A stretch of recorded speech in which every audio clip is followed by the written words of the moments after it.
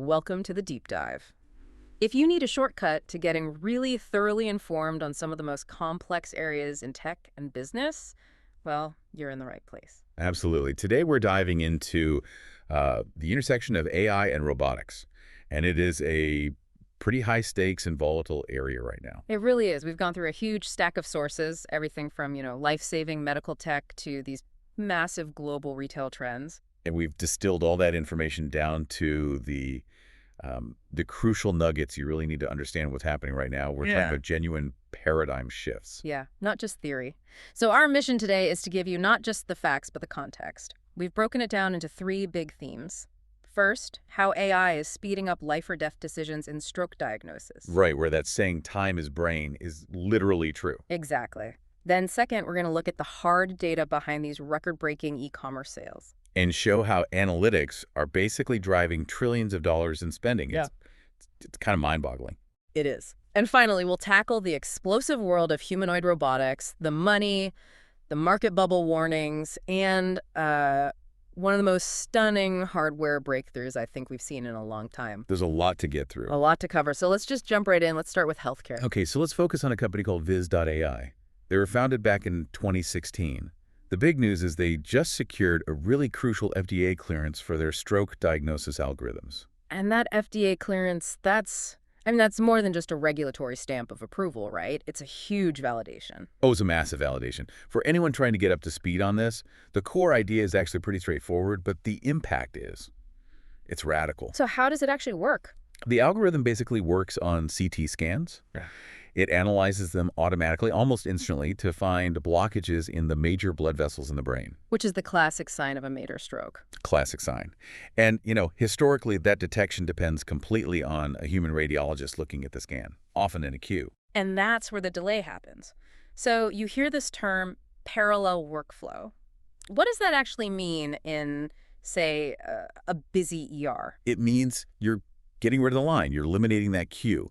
So instead of waiting for the radiologist to finish their full report before a specialist is even called. The software's already on it. Exactly. The Viz.ai software flags the key images and sends a secure alert straight to the stroke specialist's phone, sometimes while the patient is still in the scanner. Wow. So it creates two streams of information at once, the traditional one and this new AI-accelerated one that just prioritizes the patient immediately. That's it. And that speed, that is literally the difference between someone making a full recovery and having a severe permanent disability. So this isn't about replacing the radiologist. Not at all. It's about making them more effective. The AI handles the initial triage. It flags the most urgent cases so the human expert can act faster. It enhances their capabilities. And are they looking at other things? They are. Viz.ai is already using the same framework to train systems for other urgent issues like spotting brain aneurysms. It really shows the future of AI in medicine is this sort of always-on essential assistant. Okay, so from saving brain cells, let's pivot to tracking consumer dollars. Billions and billions of them. A very sharp pivot, yeah. We're talking about the macroeconomic scale of online retail now. And it's all driven by data analytics from companies like Adobe. The scale here is just, it's hard to comprehend. It is staggering. Adobe Analytics confirmed U.S. Black Friday online spending hit a record $11.8 billion. And that wasn't just a small increase. That was, what, a 9.1% jump over last year? A huge jump. And for you listening, to put that number in context, Adobe's data is incredibly solid.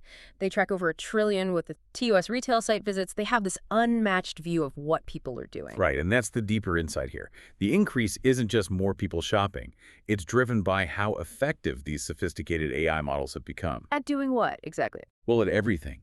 Inventory forecasting, personalizing product recommendations on the fly, and crucially, adjusting pricing dynamically in real time. These systems are just built to maximize sales. So the data also lets them predict the future, in a way. I saw Adobe was forecasting Cyber Monday would drive, what, over $14 billion? $14.2 billion.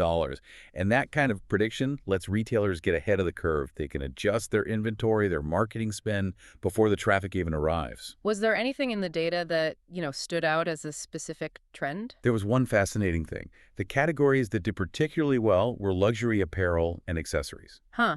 even with all the economic uncertainty. Exactly. It shows this resilience in certain consumer segments, or maybe, it's people using the sales to buy things they couldn't afford otherwise.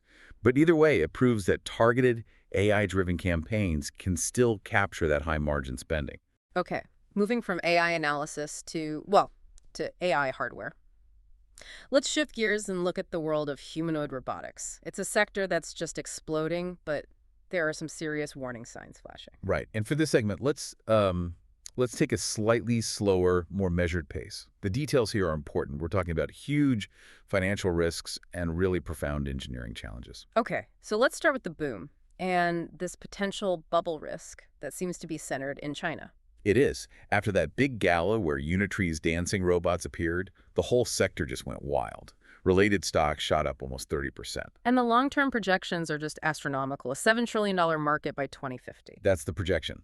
But the warning is coming from very high up, from China's National Development and Reform Commission, the NDRC. And the NDRC is, I mean, they're a major player, right? They essentially set the economic direction for the country. They do. So when they issue a warning about bubble risks, it carries a lot of weight, and their concern is very specific. They noted that over 150 companies are currently producing what they called nearly identical humanoids. 150 companies. So it's a quantity over quality problem. That's the crux of it.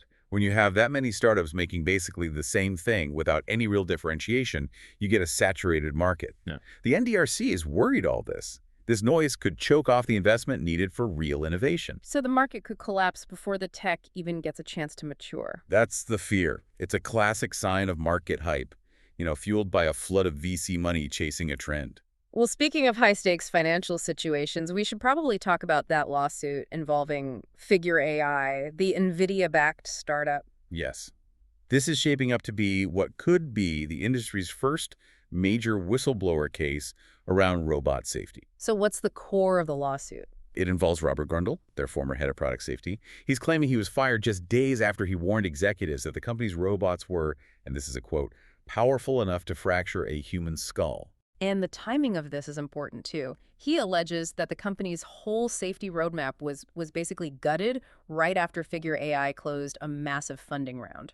A funding round that valued them at an incredible $39 billion. $39 billion. And that valuation, that's the crucial context.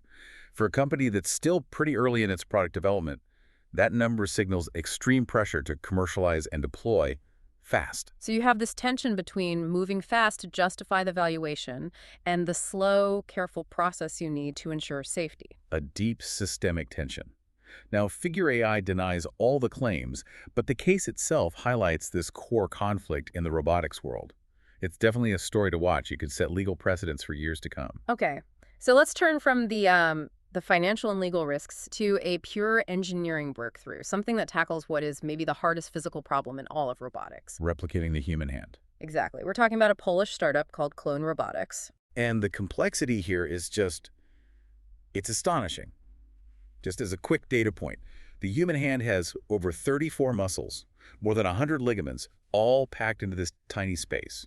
And trying to copy that with traditional electric motors and gears has been a struggle for decades. It's a huge struggle. So what's the breakthrough here? Clone Robotics showed off a demo of an artificial hand that's been described as creepy realistic.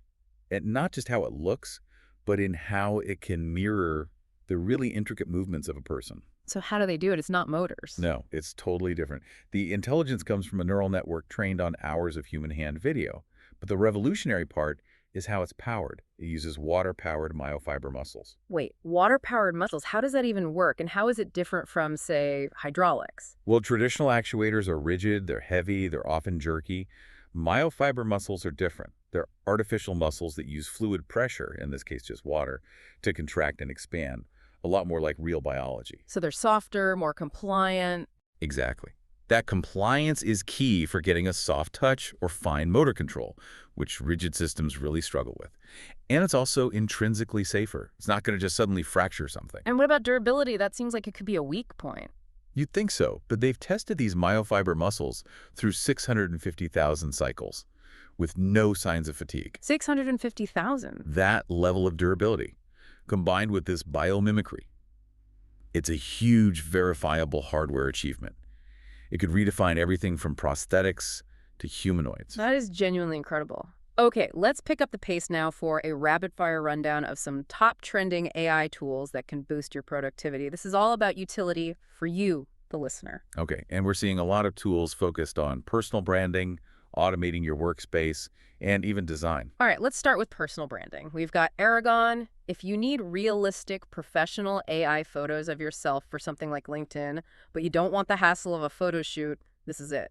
Then there's SaneBox, which tackles email overload.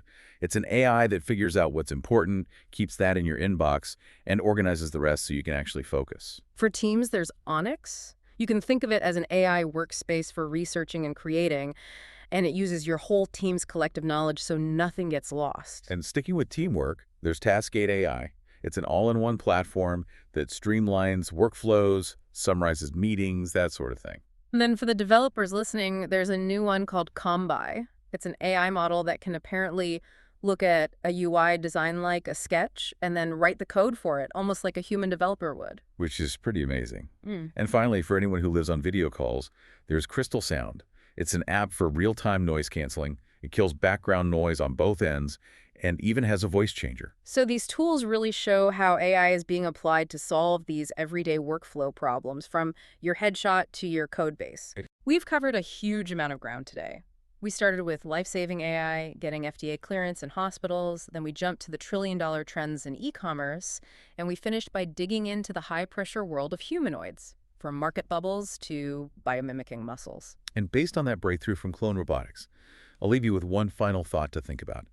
The fact that engineers are getting such realistic, compliant movement using these durable, fluid-powered systems. It suggests a really fundamental shift. A shift in what way? A shift in design philosophy. That the future of physical robotics might look less like circuits and rigid metal frames and jerky electric motors, and a lot more like organic systems. Huh. We're moving fast toward a future where the line between an artificial system and an organic one gets really, really blurry. And that leads to machines that feel genuinely lifelike, not just like mechanical tools. And that changes everything about how we'll interact with this technology. That is a profoundly provocative thought to end on. Thank you for joining us for this deep dive. We encourage you to follow the deep dive for more analysis like this.